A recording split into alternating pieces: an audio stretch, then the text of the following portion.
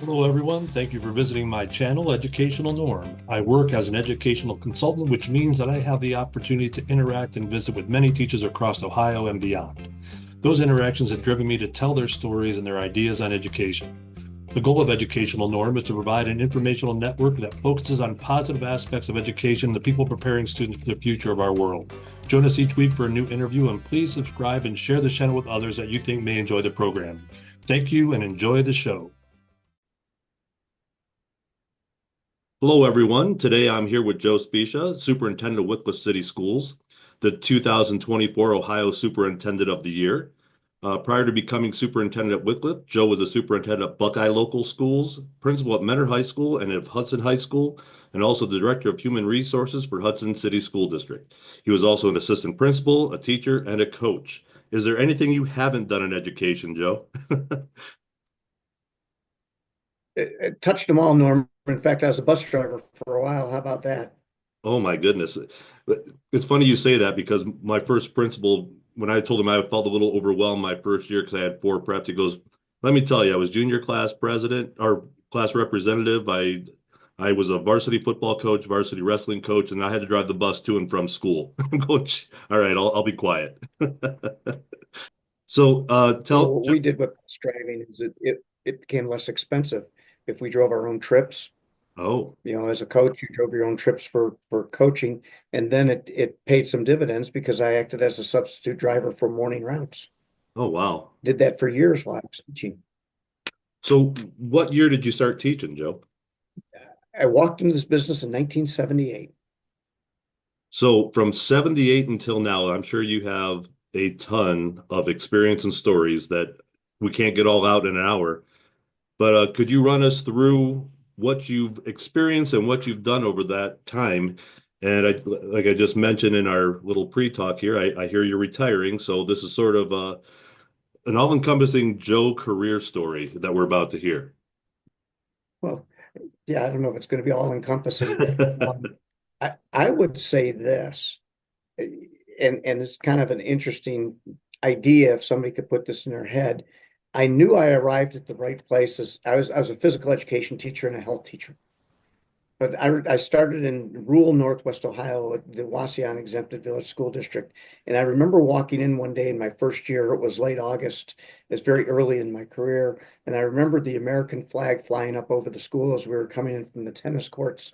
And I'm thinking, this is exactly what I always wanted to do and what I'm going to do for the rest of my life. And that was true. And I've worked, as you mentioned, almost every single job you can work in every single kind of school district.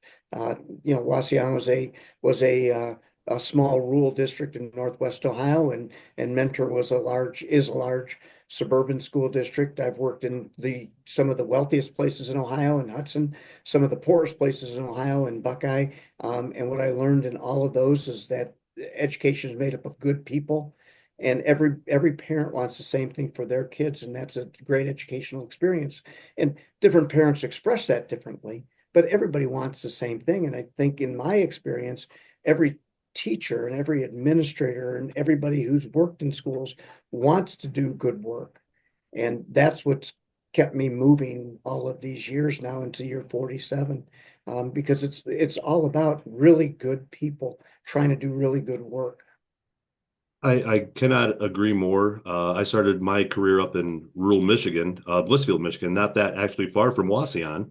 And I worked in Michigan for like 16 years, and we moved out to Utah for a while. Then I came back to Ohio and worked in at Lakeside and then Madison and then Twinsburg, where I ended up meeting you. So I think those experiences, you are spot on when you say it's all about the people, the great people that you meet, and how people express themselves about what they want is very different. But in the end, it is about, doing what's best for kids. So I can I'll reiterate exactly what you just said. That was a perfect way to say what education's all about. So tell me a little bit about your pathway from teacher to administration, because I do talk to a lot of people that are looking for that next step. And what drove you from the classroom into administration? It's funny because I never looked for a next step. There wasn't a job I didn't really absolutely love. When I was a teacher, and I taught 13 years as a teacher and a coach. I absolutely loved the work. And it's funny because I walked into administration in this manner. One of the assistant principals at Hudson High School, where I was teaching, walked into the commons where I had commons duty, like study hall duty. And she indicated to me that one of the assistant principals was leaving and that they had talked and they thought I'd be a pretty good assistant principal. And of course, I was grateful for that, but I said I had never thought about it before. And she said, you ought to think about it.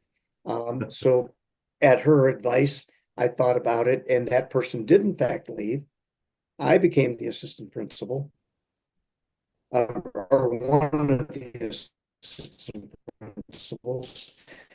And then a few years later, so I really did her, the principal of Hudson High School was leaving, decided to take another principalship somewhere else. Very same person walked up to me. She says, I think that you need to apply for the principalship. I says, I really like being an assistant. And she says, guess what? She says, it's time for you to be a principal. So that's what led me to the principalship of Hudson High School, which was just an absolutely fantastic job. Loved every moment of it. And then, ironically enough, about 9, 10 years later, the superintendent of the Hudson schools came into the building one day and said, we talked to the board and the board thinks you'd be a pretty good director of human resources and that job's open. We'd like for you to take it. And I said, no. Needless to say, that didn't hold a whole lot of weight because then the board president came into the building 2 days later and told me it was the next best career step for me.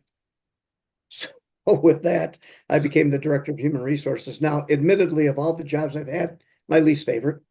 And to that end, I wanted to get back into the principalship. My favorite all-time job was high school principal, and I became the high school principal and mentor. Did that job and through 2011, 9 or 10 years again, and then made my way into first the Buckeye local schools and then here in Wickliffe as a superintendent. I never had my superintendent license until I applied for my first superintendency, so it was never the most important thing to me. I was too busy trying to do good work to worry about what my next job was going to be. Well, I think that your work ethic obviously has shown through in all those positions because you were sought out, and not having the desire to do that, I think that just shows the quality of work that you just focus on in each one of your positions. Do your job the best that you can. So talk a little bit, if you would, about your first superintendent job at Buckeye, because a lot of people, because we have people from all over the country, they probably don't know a lot about the different schools you were at. So talk about your Buckeye and then your transition into Wickliffe, if you would. I had an opportunity to go out to Ashtabula County in the Buckeye local schools, and I found it a most interesting place, and I liked it a great deal. High level of economic disadvantage, a low level of educational attainment by parents, but as fine a teaching staff as you'll find anywhere in the state of Ohio. And those teachers worked especially hard helping kids that were coming from places that were made them vulnerable. They didn't come from places. I'll draw the comparison to Hudson. There was an expectation that students in Hudson went to college. That was the expectation. And that's what played out. In places like Buckeye, a lot of times the parents discouraged higher education because that would take those children away from home and take them away from the community. But in Buckeye, the teachers did such a great job of teaching the basic skills, in particular reading and math skills, that the students were really doing great work. And we started some work in career development, if you will, and built some relationships with some companies in the Buckeye School District in trying to help kids identify that you can have a career whether you go to college or not. And you can have a good career and you could become really successful. And that motivation, I think, helped kids a lot there. And actually, it was the reason why we talked to Wickliffe then. The very same idea is, okay, we're going to help students, we're going to help young people get ready for their future. And we could do that through workforce development programming and higher ed programming.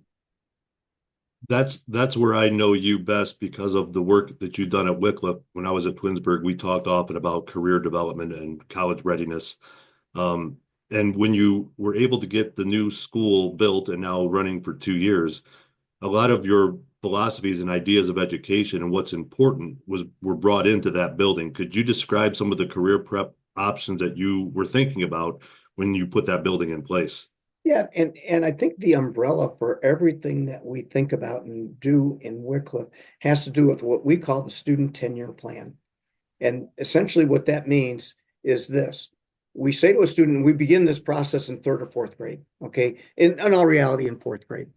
We say to students in the fourth grade, okay, you're 10 years old. What do you want to be doing when you're 20? Hence the 10-year plan.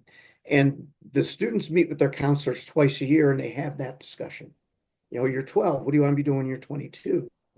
And the idea behind that, more than anything else, is for students to begin thinking strategically about what comes after formal schooling for me. In order to help them with that, it's not just a meeting. We engage them with the Young Entrepreneurs Institute, where they participate in speech contests and elevator speech contests. They get involved in market day and they make and sell products. Then as they get older, we take them anywhere that anyone would take us, whether it's University Hospital or Cleveland Clinic or manufacturing facility or an insurance company. We take them and we have them see what site visits look like, what the workplace actually looks like.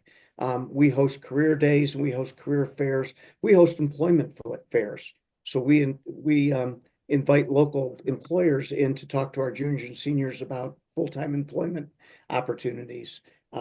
We, of course, take them to higher ed. We do site visits at, Lakeland Community College or Cleveland State University or Ursuline College, wherever it may be. We engage them in internships, some paid, some unpaid.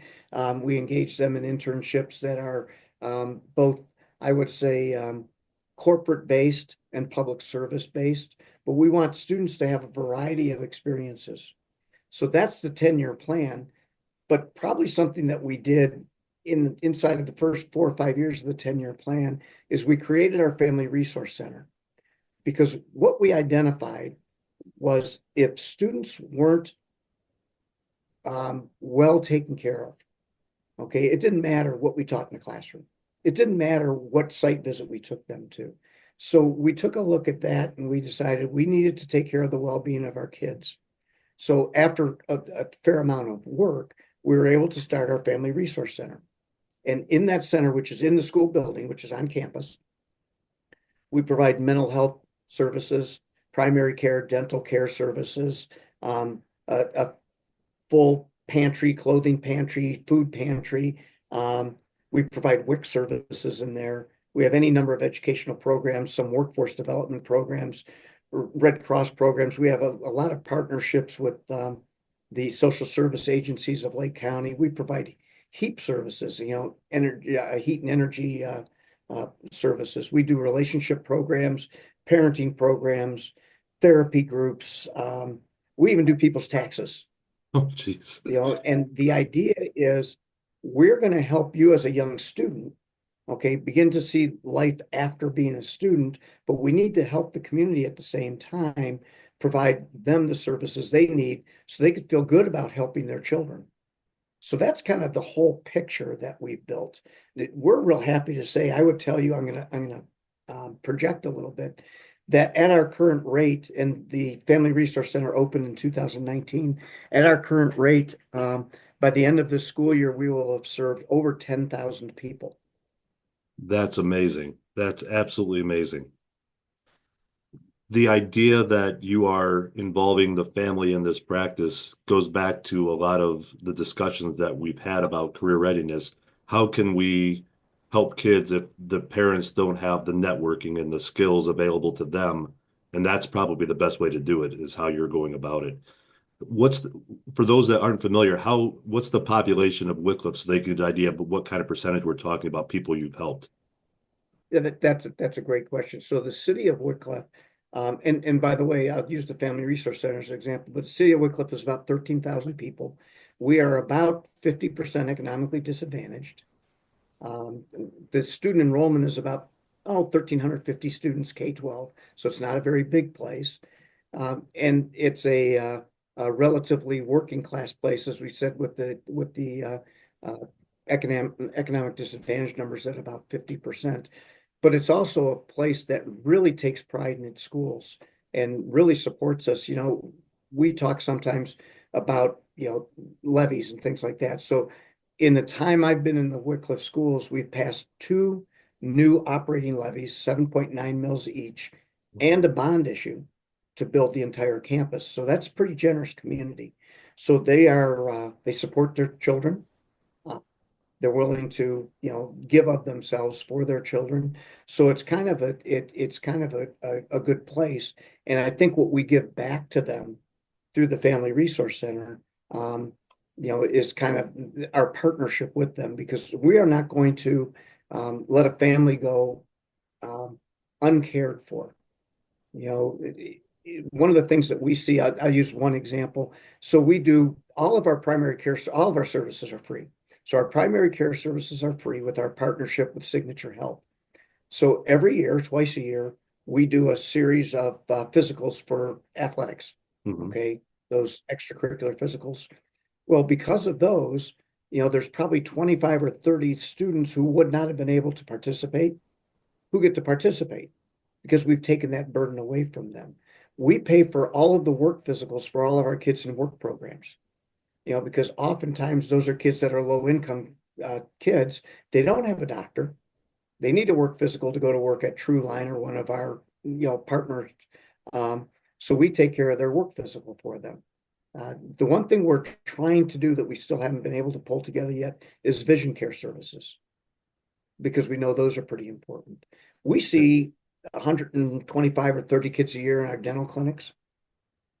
It's, it's absolutely amazing. And I'm sure there are people that will be listening that's like, how do you do all of this? Obviously, there's huge community support, and the budget, having two new budget levies pass is a big deal. Not everybody has that luxury. Um, how much has doing all these things increased your budgetary needs for Wickliffe schools? So and here's the piece that's most interesting, and if you will, this is sort of the magic, Okay. is what we do, and I'll use our mental health and primary care services. Signature Health is a federally qualified health center, so they can bill Medicaid, expanded Medicaid services.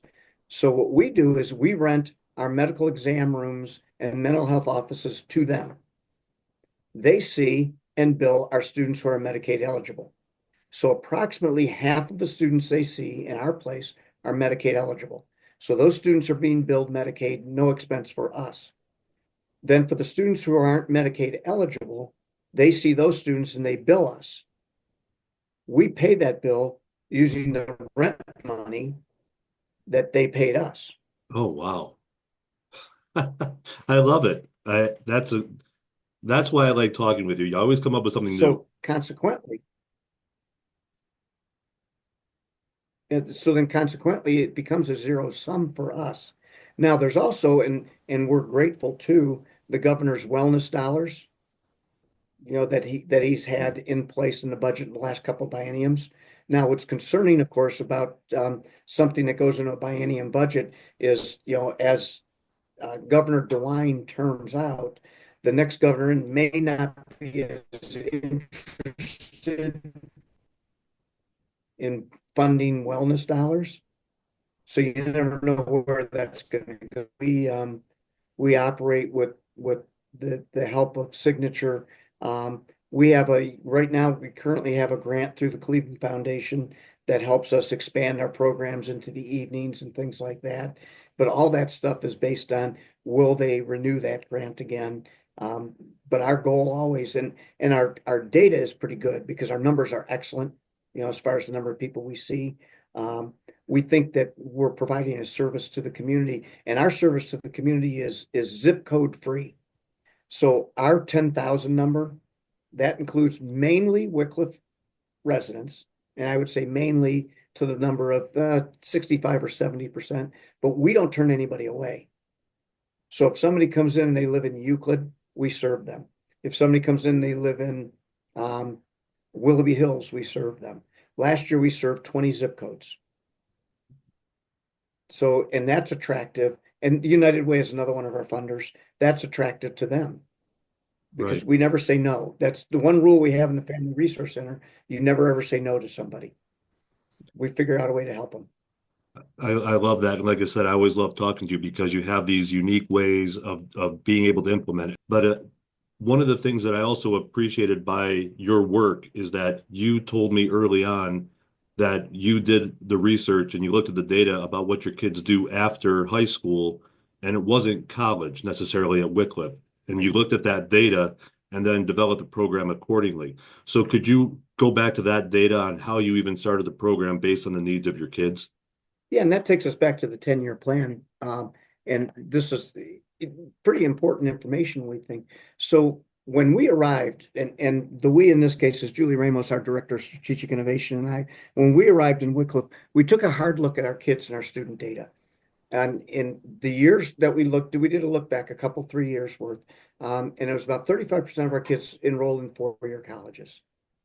Okay. And we looked at the curriculum, and it was a college prep curriculum.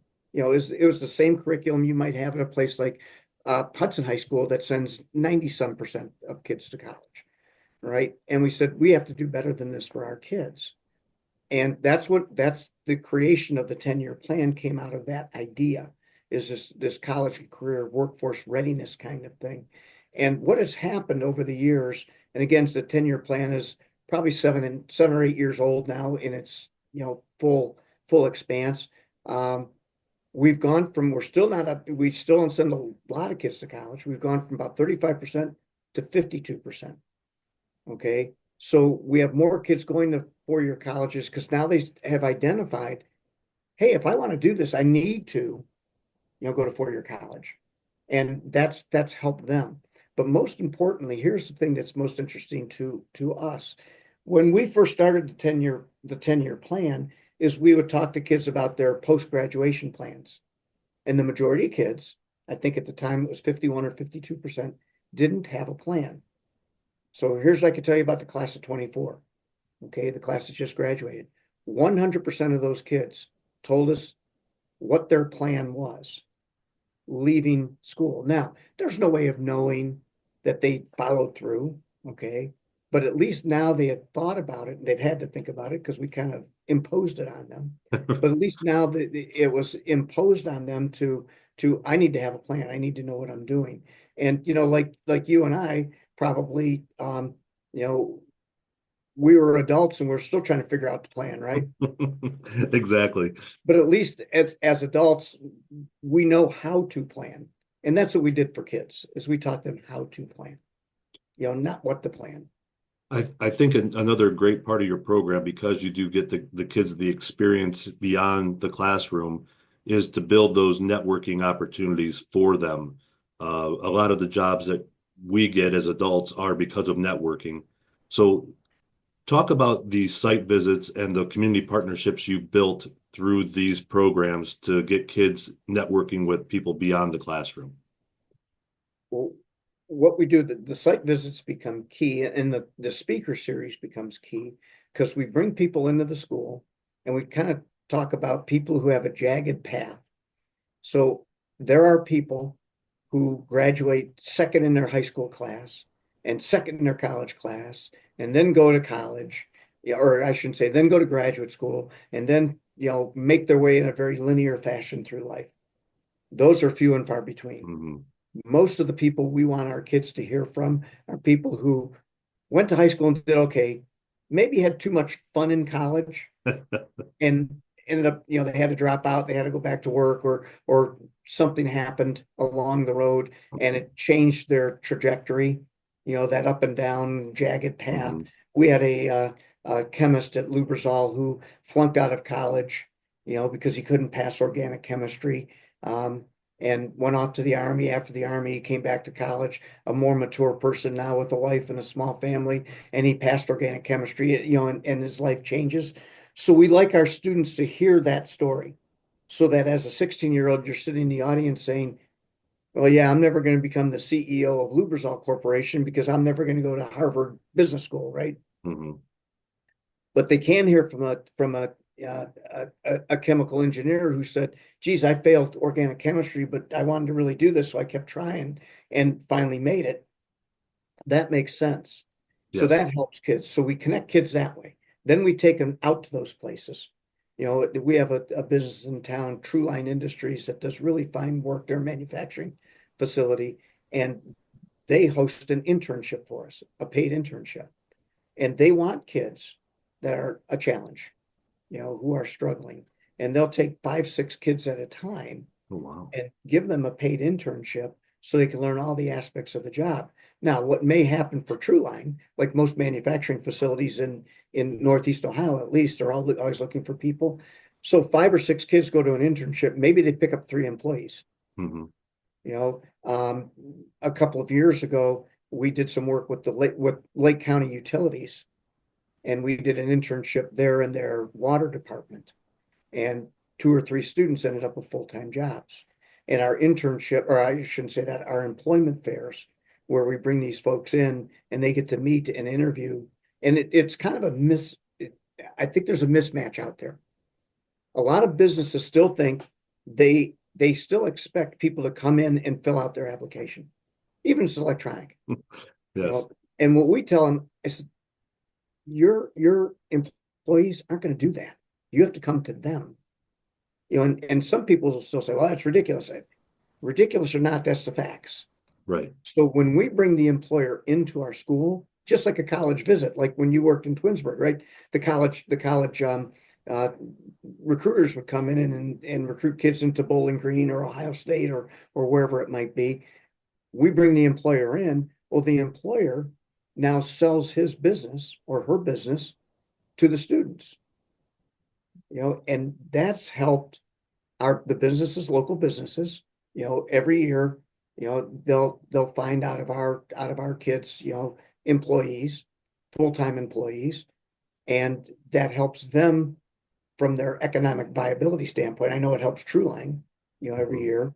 Universal Metal Products is another manufacturer in Wickliffe who hires 2 or 3 of our students every single year, you know, and that helps everybody. Did you have an issue with parents not having the right information about certain positions or jobs or for instance, manufacturing? A lot of the parents that I worked with had a very skewed vision of what manufacturing is. They had that old school vision of it versus what it could be. Did you have that issue in Wicklow with parents as well? We did, and what helped us with that, and I think you were involved in it too, was um, the magnet internship program. Hmm. I think they call it a pre-apprenticeship program Hmm. because that brought parents into the facilities and they were able to see it and experience it and see that it's a different world now. And I think that was important. The other thing that's important for students is for them to experience these not short-term internships, a 3-day internship and an internship, but No. but having several months. You know, like the True Line internship that I've been talking about is half days the entire second semester. Wow. You know, so the students are getting 3 or 4 months of experience, and they're able to evaluate the experience better that way. That's great. Then obviously beyond the internships, you can get into official apprenticeships. Do you run any of those? I know the state of Ohio has that as an opportunity. We don't at the moment. What we're looking at is we're looking at actually a pre-apprentice plumbing program. And we've been working with the local plumbing company, Wyatt Works, here in town, and we haven't been able to pull it together yet, but we're working on that idea. What we did add into the school building is we have an EMT program, an EMT basic, and this is a really unique partnership, and the partnerships like this are out there. Through a grant through the Department of Education and Workforce, we received the money to buy the equipment. So we have a simulated ambulance, all of the different equipment that an EMT might need or use. We have that. We bought that. University hospitals pays for and supplies our instructor. So we have an instructor at no cost to us, and our job is to, fill the class with students. So we're in our third year, and our students in the first 2 years, we had a rate of 90% passes the first year, 100% last year. And now I don't know where this class is going to go, but they're a pretty good group. So that has been a win for us as well. And the beauty of it is what students have learned about the EMT program. You get your EMT basic, you take the test. More often than not, if you want to go public service, a fire department will hire you, pay for your paramedic firefighter license while you're on the job. Hmm. It's a huge win. That And is, the kids that we have involved in it really, really like it. We open up to anybody in the area who wants to take it. So last year we had 2 kids from the Perry local schools who drove to Wickliffe every day because they wanted to become EMTs. that was my question earlier on about when you built the building, because I love that room where the ambulance sits in there and the kids can actually work on their skills in an actual ambulance interior, which is very unique in the build and the design. So I knew that was there. I was all excited to talk about your ambulance. So I wanted to make sure that that was brought up. Yeah. It's a great thing. Um, how many kids are in that program on a year to year basis? Well, right now we average about 4 to 8. It really fluctuates. It changes. We had a couple of students in the first year we had 8 kids sign up and 2 quit partway through because they wanted to have a fun senior year because it's work. I mean, it's not easy, Yeah, and I'm sure glad it's not easy because if I go down, I want somebody who knows what they're doing, taking care of me, right? right, exactly. So those two guys quit. They wanted to be firefighters, so they quit the program, and they had to go pay for a program at Tri-C. Yeah. And now it's like they scratch their head saying, "Why did you let us quit?" I says, "My job is to help you make decisions, not to make decisions for you." Yep. So they've become advocates for the program. They tell students to take it. Well, and anybody that's going into the medical field, I know that just the experience in and of itself, even if you're not going to be an EMT, would be beneficial.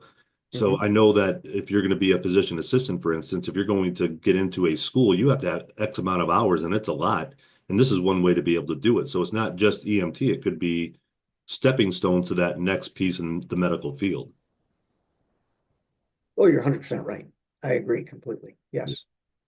So I don't want to I could talk career education all day, but I want to get into your new structure that you have in place there at Wickliffe, because in your design you were very thoughtful about how that looked and how it fits into your ideas about education in and of itself, like building the interior of an ambulance. That's unique.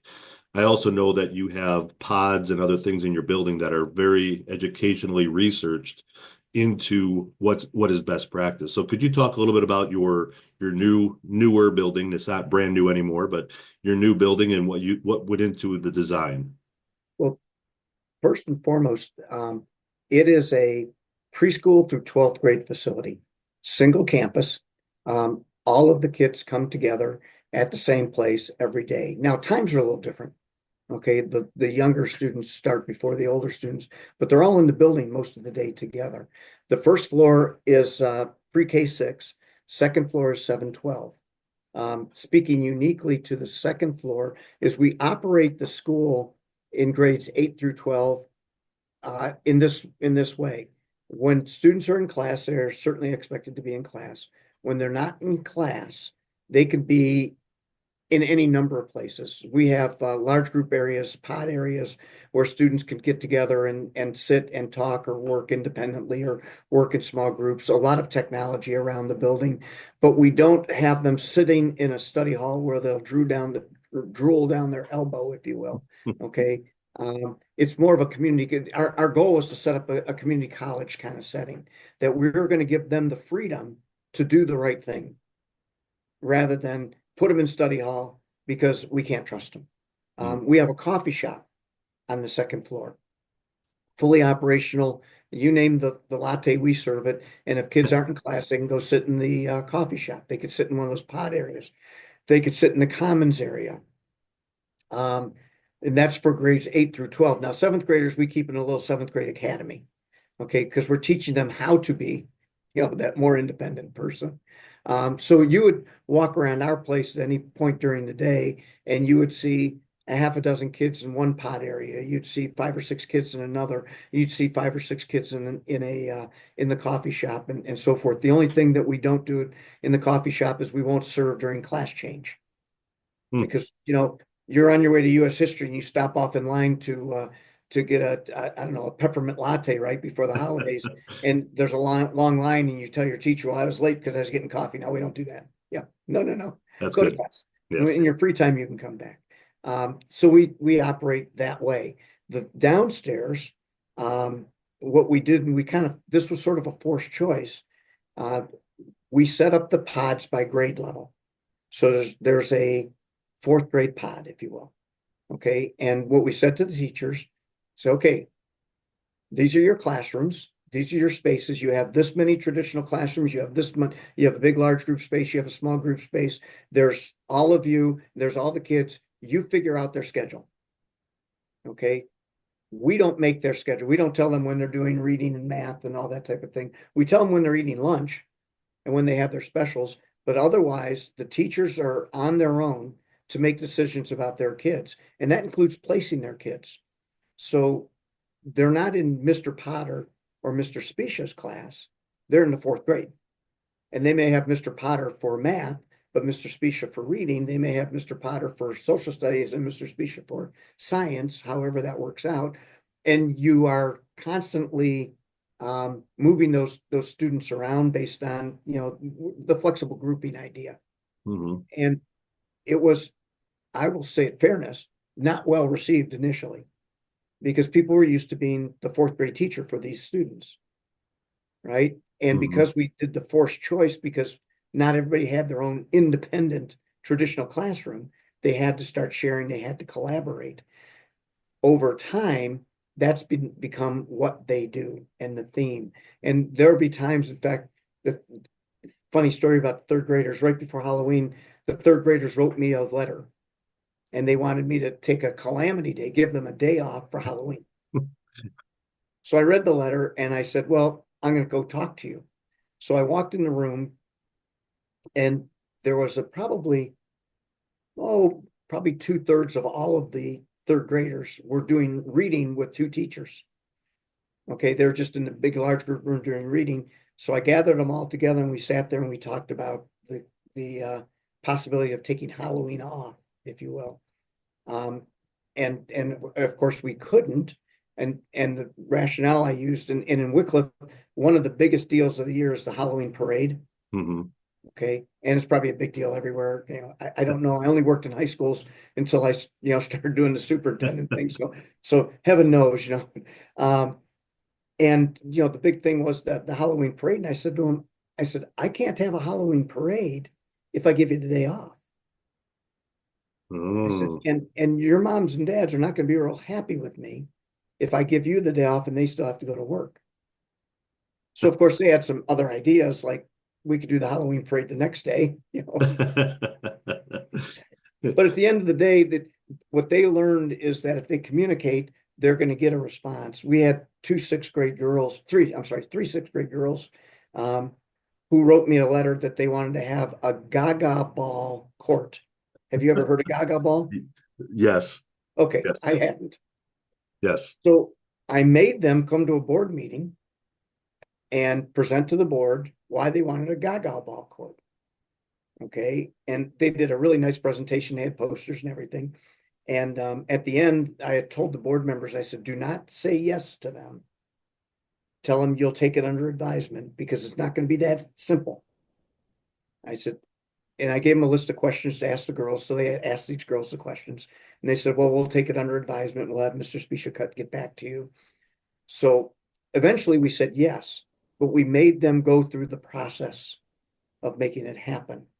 And that's the kind of thing that we're able to do because they're all there together. The other thing that's really neat to see, and this is something that people in larger school districts, and as you know, I was in larger school districts, don't have the opportunity to see.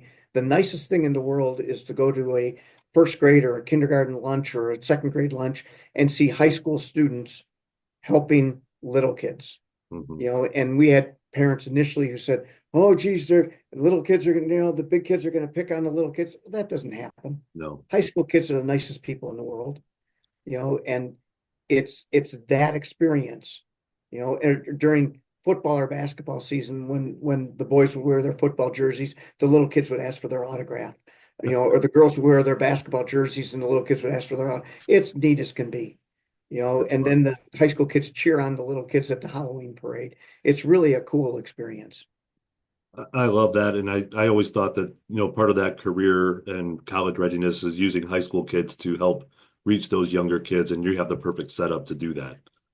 So, Joe, in listening to you, I'm sure there's going to be other people in other schools going, what, the kids are unsupervised when they don't have classes, and I'm sure it scares them to death.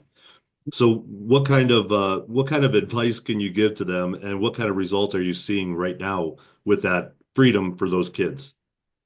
Well, I go back to this. I was a high school principal 20 years. And in 20 years, I don't think there were 5 occasions in the lunchroom where they needed to be supervised. Now, there were 5 occasions that, you know, things happened. Okay. But over 20 years, that means that let's say 97% of the time kids do what they're supposed to do. So why do we set schools up for the 3 or 5% or even 10% of the time when they don't? And what we have seen, um, and our data would prove this out. We don't see kids cutting class. We don't see kids doing vandalism. We don't see kids leaving without permission because what they know is they have a pretty good thing, and they are responsible for it to remaining a pretty good thing. And I think that helps. Um, is there that occasion that a student will, you know, take off from school? Shouldn't, yeah. But then the principals manage that. So rather than manage the entire group by not giving them any freedom, we manage the individual. It has worked for us. We don't have the kinds of issues that people anticipate. And really, I would tell you the teachers thought that this was going to be an absolute mess in a circus. It was going to be a problem. And they could tell you that it isn't. You know, it doesn't become that. In fact, one teacher said to me one day, and it's an interesting story from last year. So we have a lot of technology. You've been in the building, so we have a lot of technology out and about for students to use. Well, one day there was 3 high school students watching SpongeBob SquarePants, I think it's called. Yes. And she said to me, she says, "Well, we shouldn't let kids watch that." I says, "What?" Well, they shouldn't, high school students shouldn't be watching SpongeBob SquarePants or Square, whatever it's called. Okay. And I said, so were they causing any trouble? No. I said, were they cutting class? No. Then why do you care what they're watching? You know, this wasn't porn, Right. right? This was, and think about it. Now, my kids are in their 40s now. Okay. But shoot, I can remember, you know, my son and his friends sitting around watching, you know, stupid TV when they were in high school. You know, I think that's a good release for kids. It's kind of fun. And when she thought about it, and she thought, yeah, maybe that's perfectly fine. You know, I mean, when was the last time you watched an episode of the Flintstones? Oh, I still could geez. laugh at the Flintstones. Yes, I love the Flintstones and the Yeah. Jetsons. They were back to back. Yeah. So that's the part that I think is the challenge, is to let go of the old way of doing things. Just because we've always done it doesn't mean it's the right thing to do. And when I saw your building and saw how you designed that with those pods and with an odd number of classrooms to teachers, I knew they would either have to adapt or it would be a miserable time for them. And they're obviously adapted because you do have a great staff. Um, what else have you seen that has changed in their teaching approach since the building has been reconfigured the way it is? Well, I go back to the notion of collaboration. You know, they have to work together. It's funny because before our call today, we have a long-term substitute in first grade because we had a teacher out, and that long-term sub called me, And she said, can I get into the building Thursday or Friday to run some things off, to get some things ready because the other teachers have given me so much. I want to give back to them. You know, so they work together on things. The collaboration between young people and experienced people has been nice to see. That's been a nice thing to see. I think the approach, we also have uh, language in our contract that gives teachers the ability to start new programs, pilot projects, as you will, if you will. And we analyze, or we look at their project application, and we see if it's feasible, and we give them the opportunity to try out a new project. We had a social studies teacher. We didn't teach psychology previously. He says, I want to give that a shot. I said, okay, but be ready. I said, because it'll be really popular. I said, so, and he introduced psychology this year and ended up with 4 full sections. Wow. And so it's that kind of adaptation that we're able to do. So those have been some of the fun things we do. I shouldn't say we have a teacher who teaches a theater class that never meets in school. It meets in the theaters around town, Oh, whether it's Playhouse Square or Rabbit Run or any of those. Um, and that's, the kind of the flexible options that we have that offer people that opportunity. So I think it's a combination of, if you ever thought about wanting to do it, you can make application and see if we can make it happen. And if we can make it happen, we do. And as long as it doesn't impact somebody else, it's allowed it within our bargaining agreement. Obviously that theater class sometimes meets at 7 o'clock at night. If our bargaining agreement was so tight that you had to work from whatever it is, 8 to 3, mhm. right? Couldn't do that. Right, right. But because our bargaining agreement is what it is, we can do that. And we can allow people to do those kinds of things. Um, I think that we walked away from the notion of the school report card as being important. It has some value, Mhm. okay, but it's not the most important thing we do. And if a student has an opportunity to take a theater class in theaters, that probably is more important than her score on the ELA 2 exam Right, at the end of the day. right. Yeah, I love that. I was so happy you agreed to this because I know so much about what you do there, and I just have always been a big fan of Joe and what you were able to accomplish there. So I do appreciate it. So what's next for Wickliffe and for Joe? That's a great question. I think what I'm trying to do next, um, is I would love to help in the expansion of the Family Resource Center concept to school districts. Uh, I, I think what we have seen in the results, I think is good for all school districts. And I would love to be part of helping other people do that.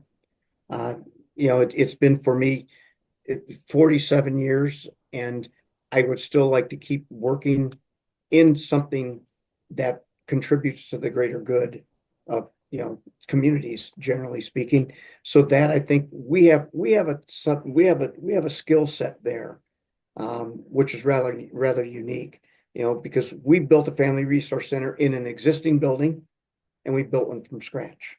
Hmm. We built one from a couple of services to one that has over 30 services. So we think we can help people do that. As far as what's next for Wickliffe, I'm hoping that, we have built capacity in the district that will continue to be progressive in its approach to helping students become successful.